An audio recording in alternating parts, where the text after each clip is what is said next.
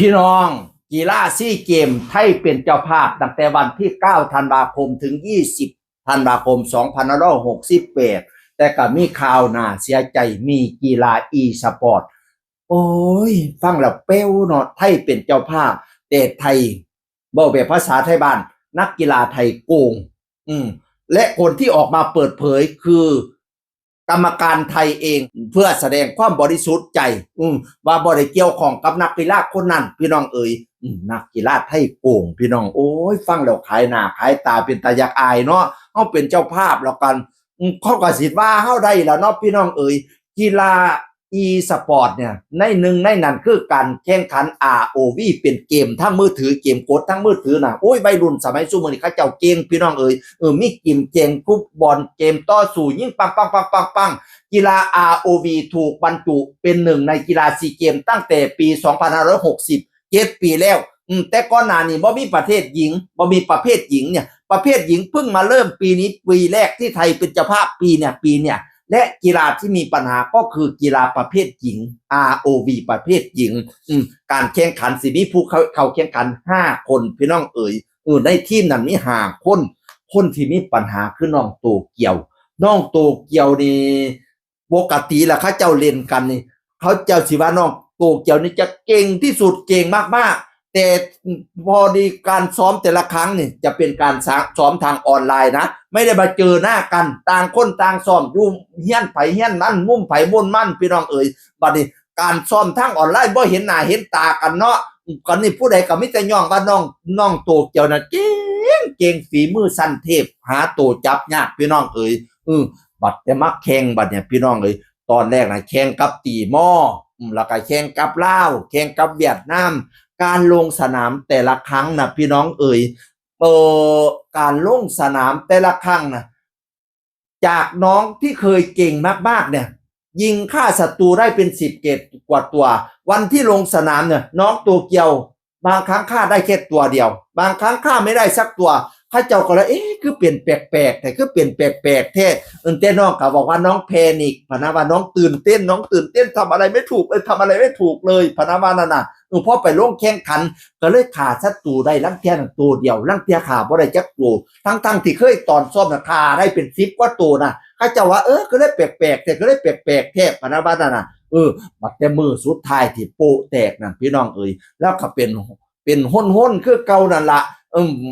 โตะมองแข่งขันเขาบ่ทันเซิร์นขึ้นเทียแล้วก็ขึ้นไปก้อนหมูไปแล้วก็ไปประมาณว่าไปจับมือถือจะไปโหลดอะไรมาใส่นี่ล่ะพี่น้องเอ๋ยบัดนี้เซิร์นไปอยากโค้ดเขาเจ้าก็ไปรับมือถือมาเนาะบัดนี้ก็ขอโค้ดพร้อมขอเบิ่งมือถือขอจับมือถือขอตั้งอันนั้นอันนี้ก็เนี่ยโค้ดก็ว่าบ่ได้ดีว่าซั่นว่าน่ะก็เลยเป็นแปลกๆพี่น้องเอ๋ยบัดนี้ลักษณะเขาถ่ายคลิปออกมาเนาะคือจังเล่าเอามือถือเราไปบังไว้ในกระดาษแผ่นใดแผ่นหนึ่งแล้วก็มือบังว่าเขาเห็นนี่ละว่าสั้นมานั่นน่ะพอกรรมการไปตรวจก็เลยพบว่าน้องคนนี้น่ะไปโหลด FF1 มาประมาณว่าจะให้คนทางอื่นน่ะเข้ามาเล่นแทน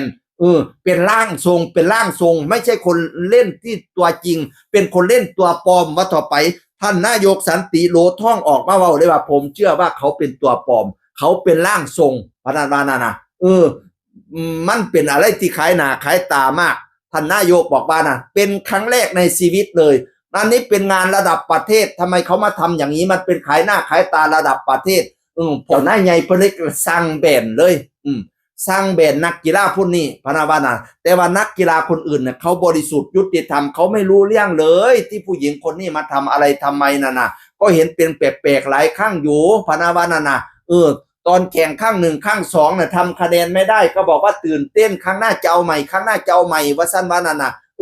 ก็เลยเริ่มสงสัยเริ่มเป็นแปลกๆแล้วพอได้มือถือมาก็ทำลุกลี้ลุกลนเพราะว่ามือถือเป็นมือถือจากส่วนกลางกรรมการเพิ่นแจกให้เด้บ่เป็นมือถือส่วนตัวเด้แล้วก็ห้ามโหลดแอปอะไรมาใส่หน้านั้นจะมีเฉพาะ ROV อย่างเดียวให้เปิด ROV อย่างเดียวห้ามเปิดไปอย่างอื่นปะนะว่านั่นน่ะกรรมการก็เห็นว่าเปิดไปอย่างอื่นพยายามเสียคนอื่นเข้ามาบ่ว่าซั่นว่านั่นน่ะเพื่อความแสดงความบริสุทธิ์ยุติธรรมก็ไปออกรายการโหนกระแส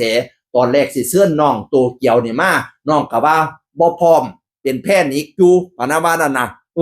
บัดทีนี้วินมก็เลยบอกว่าถ้าเฮ็ดผิดก็ออกมาขอโทษซะอีหล่าเอ้ย อย่างหน่อยก็เป็นการรับผิดชอบต่อประเทศไทย